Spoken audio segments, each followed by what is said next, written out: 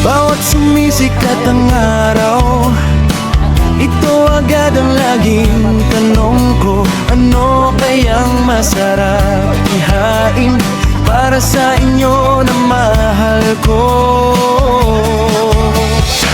Pagkagising pa lang sa umaga, nag-iisip na agad ng gana. Sinangag, itlog at tuyong luto, o tapa na matamis at masarap pa. Longganisa o champurado rin, simula ng araw ng busog at gili, laging pipiliin ang pinakamabuti. Sa almusal natin pagpaginhawa,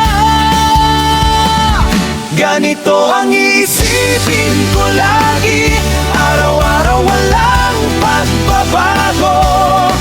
Almusal, tanghalian, hapunan din, lahat ay dapat masarap para inyo. Pagkain na gawa ng puso at kamay, ihanda ko ng buong buo. Ganito ang iisipin ko lagi, dahil mahal ko kayo, tunay na totoo.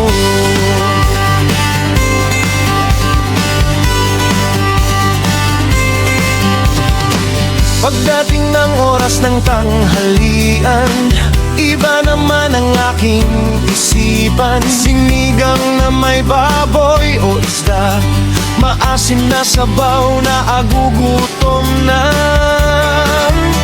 Adobo, pinakbet o kare-kare, inihaw na manok na mabangot, masarap pa.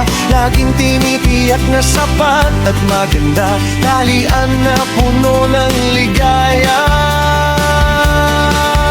Paglubog na ng araw, hapunan naman, magaan at masarap aking hanap. Pinolang nilaga o ginataan, paksiw na isda na paborito ninyo, walang pinalampas na masarap na luto. Kahit ano pa ang inyong gusto, laging mag-isip, laging maghahanda para sa hapunan na puno ng tuwa.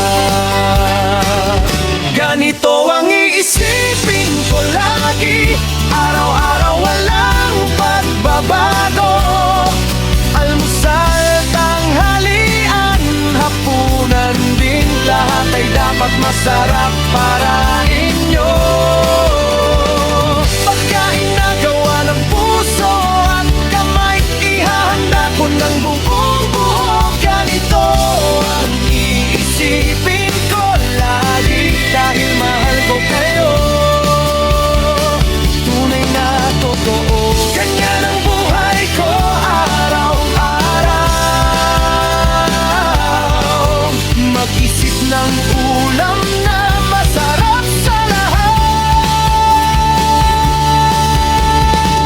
Almusal, tanghalian, hapunan din, pagmamahal ko ang laging kasama rin.